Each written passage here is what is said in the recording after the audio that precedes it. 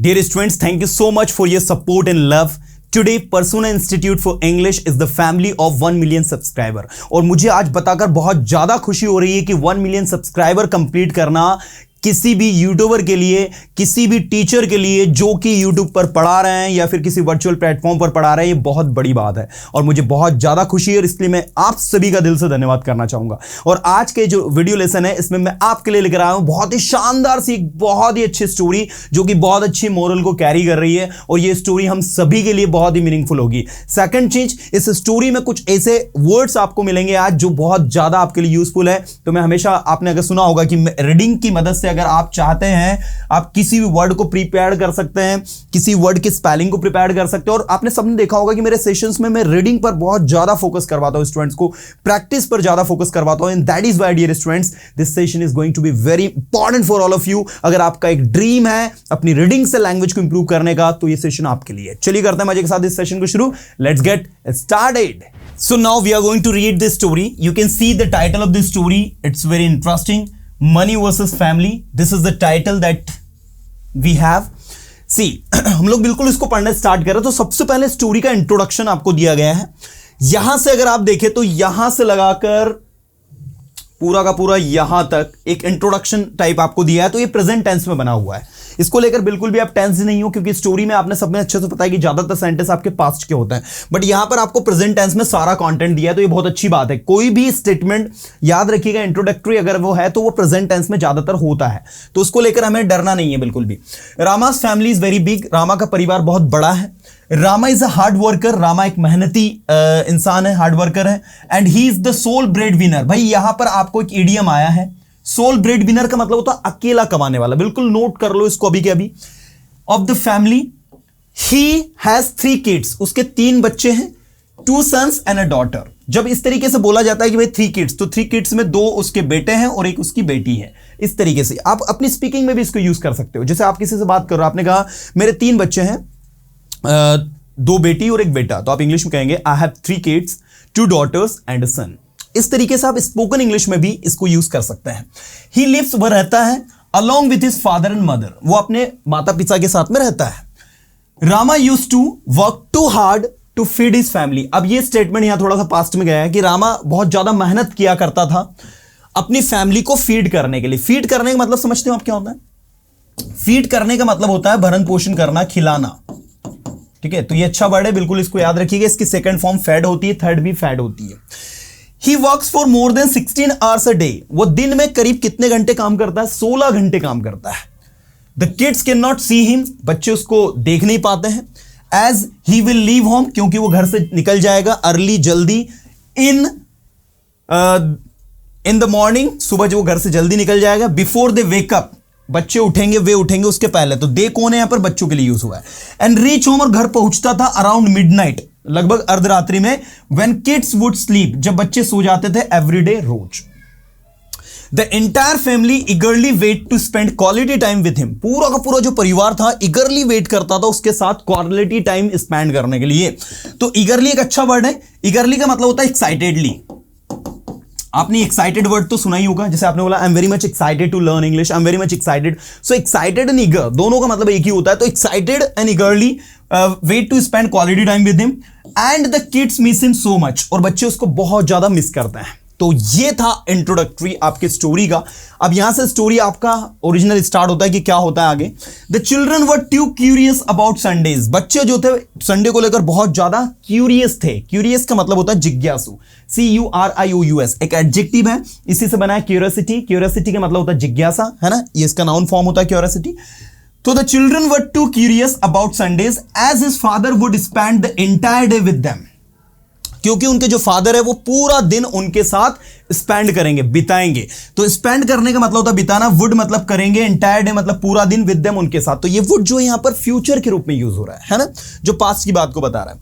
Unfortunately, दुर्भाग्यवश, to meet the increasing household expenses and educational expenses. भाई ये जो आया ना, टू मीट द इंक्रीजिंग, ये आपका टू इन्फिनिटी वाला ऑब्जेक्ट किस तौर पर यूज हो रहा है? आपका सेंटेंस एक्चुअल में यहां से स्टार्ट हुआ है। Rama took a weekend job to work even on Sundays to meet the increasing household expenses and educational expenses. तो आपकी सेंटेंस की हिंदी यहां से होगी कि रामा ने took a weekend job, Rama ने एक वीकेंड जॉब ले लिया, to work even on Sunday, यहां तक कि संडे को भी काम करने के लिए। और किसके कारण ले लिया? To meet the increasing household expenses and educational expenses.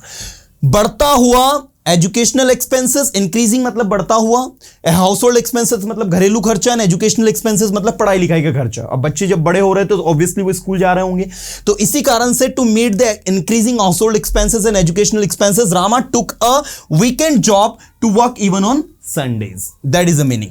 The kids were very shattered, बच्चे बहुत ज्यादा शैटर्ड हो गए। शैटर्ड हो जाना मतलब होता है सहम जाना। ये वर्ब है आपकी, बहुत अच्छी याद रखिएगा। इसका मतलब होता है सहम जाना, टूट जाना। जैसे आपको कोई कुछ बोल देता तो आप लोग बहुत शैटर्ड हो जाते हैं, टूट जाते हैं, बुरा लगता है आपको, उसी वे में शैटर्ड वर्ड आपका यूज होता है। So the kids were very shattered and even Rama's wife and parents too, और यहां तक कि रामा की वाइफ और पेरेंट्स भी बहुत ज्यादा शैटर्ड हो गए। The typical routine continued for several weeks, ये जो टिपिकल और जटिल रूटीन थी कंटिन्यूड लगातार रही फॉर सेवरल वीक्स, कुछ सप्ताह तक, एंड ईयर पास्ड, और साल बीत गए। All the hard work of Rama earn a lot of benefits. All the hard work of Rama मतलब रामा का सारा हार्डवर्क जो था, अर्न मतलब उसने कमाया, अ लॉट ऑफ बेनिफिट्स उसके लिए बहुत सारे फायदे, and he was offered promotion with attractive increment, उसको प्रमोशन मिल गया। ही वॉज ऑफर्ड प्रमोशन मतलब उसको प्रमोशन दिया गया विथ अट्रैक्टिव इंक्रीमेंट। कैसे इंक्रीमेंट के साथ में? अट्रैक्टिव इंक्रीमेंट के साथ में। देखो अगर आप एक न्यू लर्नर हो, शुरू से चीजों को स्टडी कर रहे हो, तो थोड़ा सा आप लोगों को प्रॉब्लम आएगा, लेकिन धीरे धीरे आपको सारी चीजें समझ में आना आ जाएगी। इंक्रीमेंट का मतलब समझते हो? इंक्रीज से बना है, बढ़ोतरी, है ना। अट्रैक्टिव मतलब होता है आकर्षित। प्रमोशन मतलब होता है किसी व्यक्ति को प्रमोट करना, उसका प्रमोशन, बढ़ोतरी कह सकते हैं इसको, आप वृद्धि कह सकते हैं। हिंदी वर्ड तो मुझे भी नहीं आता है, आप भी समझते हो इस चीज को। The family moved to a new house, family किसकी ओर मूव हो गई? एक नए घर की ओर मूव हो गई। गॉट बेटर क्लॉथ, तो यहां पर देखो डायरेक्ट गॉट आया, तो ये गॉट का कनेक्शन किससे है? फैमिली से। Family got better cloth and ate healthy foods, और ये एट का कनेक्शन भी किससे है? फैमिली से। तो फैमिली में इसमें तीन वर्ब आई, एक तो V2 मूव्ड, एक गॉट बेटर क्लॉथ V2, और एक B2 आपका एट। तो तीनों वर्ब में देखो हमने वर्ब की सेकंड फॉर्म अप्लाई करी है, और इन तीनों का सब्जेक्ट एक ही है, the family. So the family moved to a new house, परिवार एक नए घर में स्विच हो गया, मूव हो गया मतलब उस ओर चला गया, बड़े मतलब अच्छे घर में शिफ्ट हो गया। गॉट बेटर क्लॉथ्स, उनको अच्छे कपड़े मिलने स्टार्ट हुए, एंड एट हेल्दी फूड, और उन्होंने अच्छा खाना खाना स्टार्ट किया। ऑब्वियसली जब रिच हो जाएंगे तो अच्छा खाना खाएंगे, अच्छे कपड़े पहनेंगे। However, हालांकि एज यूजुअल पहले की तरह Rama continued to earn more and more wealth, हालांकि पहले की तरह रामा ज्यादा से ज्यादा पैसे कमाता रहा। तो यहां डी लगा लीजिएगा, कंटिन्यूड, पास्ट में बात कर रहे हैं हम। One day his wife asked him, एक दिन उसकी वाइफ ने उससे पूछा, why are you running for money, आप पैसे के पीछे क्यों दौड़ रहे हो? We can be happy with what we have now, हम खुश रह सकते हैं जो चीज हमारे पास है उसमें। रामा रिप्लाइड, रामा ने रिप्लाई किया, I want to give the best available in the world to all of you. I want to give the best available in the world to all of you and want to stay happy always. मैं आपको I want to give the best available in the world, मैं आपको देना चाहता हूं जो चीज दुनिया में बेस्ट अवेलेबल वो आप सभी को, and want to stay happy with you, और हमेशा तुम लोगों को सबको खुश रखना चाहता हूं। ठीक है, I want you to stay happy always, और आप सभी को हमेशा खुश रखना चाहता हूं, ऐसा उसने कहा उसकी वाइफ से। 2 years पास, 2 साल बीत गए। Rama hardly spend time with his family, spend की सेकंड फॉर्म स्पेंड। ठीक है, पास्ट आप देख सकते हैं, हार्डली मतलब होता है मुश्किल से।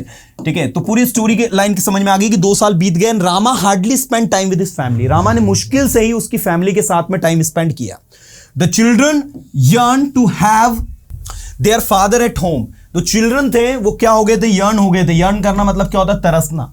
यहां पर एक बहुत अच्छा वर्ड आया है, यर्न, YEARN। यर्न मतलब क्या होता है? तरसना। बिल्कुल इसको नोट कर लीजिएगा। इसके लिए एक और वर्ड होता है लॉन्ग, एक वर्ड होता है स्ट्राइव। ठीक है ना, तो इन सब का मतलब होता है कोई चीज मिल नहीं पाना ना, तो उसके सेंस में हम इसको यूज करते हैं। तो बच्चे जो है, थोड़ा सा मैं इधर कर देता हूं ताकि आपको अच्छे से दिखाई दे। तो बच्चे जो थे अपने पापा को घर पर देखने के लिए क्या हो गए थे? तरस गए थे। ठीक है, बहुत अच्छा स्टेटमेंट लिखा है। So the children yearn to have their father at home, इस तरीके से। Meanwhile, इसी बीच the sincere efforts of Rama, Rama के जो sincere efforts थे, reaped him a fortune। reaped him a fortune का मतलब होता है किस्मत खोल देना, reap a फॉर्चून, ये वर्ड याद रखिएगा, इसका मतलब होता है किसी की किस्मत खोल देना, किसी का भाग्योदय हो जाना। सो sincere efforts of Rama ripped him a Fortune, उसके सिंसियर एफर्ट से रामा की जो है किस्मत खुल गई। ही वॉज ऑफर्ड पार्टनरशिप, देखो पहले तो प्रमोशन मिला था, अब उसको क्या मिल गई, partnership and share in profit, और प्रॉफिट में share. He continued to earn more and more wealth, अब वो लगातार ज्यादा से ज्यादा वेल्थ कमाने लगा या कमाता रहा। So this is the statement actually. Now रामास family is one of the richest family in the city, अब रामा का जो परिवार है one of the richest families in the city, मतलब जिस शहर में जितने भी अमीर परिवार हैं उनमें से रामा का जो परिवार है वो एक बन गया है, वन ऑफ द मतलब एक बन चुका है ना। They all have the facilities, उनके पास सारी सुख सुविधाएं थी, एंड लग्जरीज, और सारी लग्जरीज थी, है ना, ऐशो आराम जिसको कहते हैं। स्टिल फिर भी रामास चिल्ड्रन स्ट्राइव टू, स्ट्राइव की सेकंड फॉर्म है स्ट्रॉब, इसका मतलब होता है तरसना, किसी चीज की कमी होना। Strove to meet their father, उनके फादर से मिलने के लिए क्या करते थे, स्टॉप करते थे। As he was hardly seen at home, क्योंकि वो मुश्किल से ही घर पर देखा जाता था, इस तरीके से। हिज चिल्ड्रन टर्न टीन्स, उसके बच्चे जो है टीन्स हो गए, लाइक यू कैन अंडरस्टैंड, उनकी उम्र सबकी अब 13 साल से ऊपर हो गई थी। And they are no more kids, अब वो कोई छोटे बच्चे नहीं रहे। Now Rama earn enough wealth to provide a luxurious life to his next 5 generation. अब इसको आप समझने की कोशिश करो कि नाउ अब रामा ने कमा लिया इनफ वेल्थ, पर्याप्त पैसा, टू प्रोवाइड कराने के लिए लग्जरियस लाइफ, एक आरामदायक जीवन, टू हिज नेक्स्ट 5 जनरेशन, अपनी आने वाली 5 पीढ़ियों को अच्छी लाइफ प्रोवाइड करवा दे, इतना पैसा उसने कमा लिया। Rama's family went to their beach house, Rama का परिवार उनके बीच हाउस पर गया, टू स्पेंड देयर वेकेशन, अपनी छुट्टियों को बिताने। हिज डॉटर आस्क्ड, उसकी डॉटर ने पूछा, dad will you please spend one day at home and stay with us there here, उसने कहा dad will you please spend one day at home, क्या आप एक दिन घर पर बिताएंगे, and stay with us here, और हमारे साथ यहां रुकेंगे। Rama replied, yes darling tomorrow for sure, हाँ बेटा पक्का, कल पक्का। I will join you for the lunch, मैं आपको लंच पर ज्वाइन करूंगा, and be with you there for next 5 days, और अगले 5 दिनों तक आप ही के साथ रहूंगा। भाई I am tired of work, मैं काम से थक गया हूं, नीड रिफ्रेशमेंट, और मुझे चाहिए थोड़ा सा refreshment. The entire family became very happy, पूरा परिवार बहुत ज्यादा खुश हो गया। Unfortunately the next day none in Rama's family were alive, अगले दिन रामा की फैमिली में कोई भी जीवित नहीं बचा। As they were washed out in tsunami, क्योंकि वो सुनामी में वॉश आउट हो गए मतलब बहा दिए गए या ले जाए गए। Like Rama was too busy even to hear the news about tsunami, Rama इतना बिजी था कि उसको जो न्यूज थी ना वो भी बाद में पता चली। Like Rama was too busy even to hear the news about tsunami. When he try to reach his beach house, जब उसने अपने बीच हाउस पर पहुंचने की कोशिश की, ही saw sea and water everywhere, उसने हर जगह समुद्र और पानी देखा। and screamed for his family, और उसकी फैमिली के लिए चीखा चिल्लाया वो। he could not even find the dead bodies of his family, उसको अपनी फैमिली की डेड बॉडीज भी नहीं मिली। he can never have them again, वो उन्हें कभी दोबारा वापस पा भी नहीं सकता। cannot even see them and even by paying millions he cannot get them back to life, और by paying millions मतलब बहुत सारा पैसा देने के बावजूद भी, समझिए इस लाइन को, he can never have them again, वो उनको दोबारा नहीं पा सकता था। cannot even see them, उनको देख नहीं सकता है। even by paying millions, और यहां तक कि मिलियंस पे करके he cannot get them back to life, वो उनको वापस लाइफ में नहीं ला सकता है। he remembered his wife words, उसको अपनी वाइफ के शब्द याद आए। why are you running for money, तुम पैसे के पीछे क्यों दौड़ रहे हो। we can be happy with what we have now, हम खुश रह सकते हैं जो चीज हमारे पास है उसमें। सो मोरल ऑफ द स्टोरी है, मनी कांट बाय एवरीथिंग, पैसा सब कुछ नहीं खरीद सकता है। This is the stories title, this is the stories moral actually, money can't buy everything. तो उसको उसकी वाइफ के शब्द याद आते हैं जब वो चीखता चिल्लाता है बीच पर, लाइक वहां पर जब वो जाता है तो बोलता है कि why are you running for money, we can be happy with what we have now, तुम पैसे के पीछे क्यों दौड़ रहे हो, हम उसमें खुश रह सकते हैं जो हमारे पास है। So the end of this story is little bit what I can say tragic, but I would say that this story teaches a very meaningful lesson that we need to spend some quality time with our family so that we can say कि यार we are not running behind money, we are just giving some time to our family. So this is the title actually guys. Now what you have to do is that now this time you have to speak this story in your own words. You have to start from here that in this story we find a character named Rama. he was a very hard worker and he was the sole breadwinner. आपको याद हो तो एक phrase उसमें आया था, एक idiom आया था, ये लिखा है sole breadwinner मतलब होता है अकेला कमाने वाला. So he was the sole breadwinner in his family. He was the one who used to earn. इस तरीके से आप अपने शब्दों में भी उसको कह सकते हो. ऐसा नहीं कि भाई सोल ब्रेड विनर यूज करोगे तो स्टोरी ज्यादा अच्छी साउंड होगी, है ना. तो इस स्टोरी को आप अपने शब्दों में बोलें, अपने शब्दों में उसे बनाएं, उसे कोशिश करें एक अच्छा रूप देने की. And trust me, when you practice in this way, you will find a drastic change in your personality. You will find a drastic change in your speaking style. And this is the strategy that every native speakers apply. क्योंकि reading से बहुत ज़्यादा असर होता है. Reading आपकी language में चार चांद लगा देती है, आपकी लैंग्वेज को इफेक्टिव बना देती है. And that is why dear students, you guys have to read and improve your skills. चलिए आज के सेशन को हम यहीं पर ऑफ करते हैं और मैं उम्मीद करता हूं कि आपको ये ब्यूटीफुल सी स्टोरी समझ में आई होगी. आप बिल्कुल इन वर्ड्स को जो हमने अभी इसमें नए पढ़े हैं इनकी लिस्ट प्रिपेयर करें. इस स्टोरी को लगे तो एक बार और पूरी स्टोरी को थॉरली बिगिनिंग से एंड तक पढ़ने की कोशिश करें, समझने की कोशिश करें. आई गारंटी आप अपने आप को अच्छे से अच्छा इंप्रूव करेंगे. चलिए स्टूडेंट्स, मिलूंगा नेक्स्ट वीडियो में कुछ अच्छे कंटेंट के साथ में. Till then tata bye, have a good day.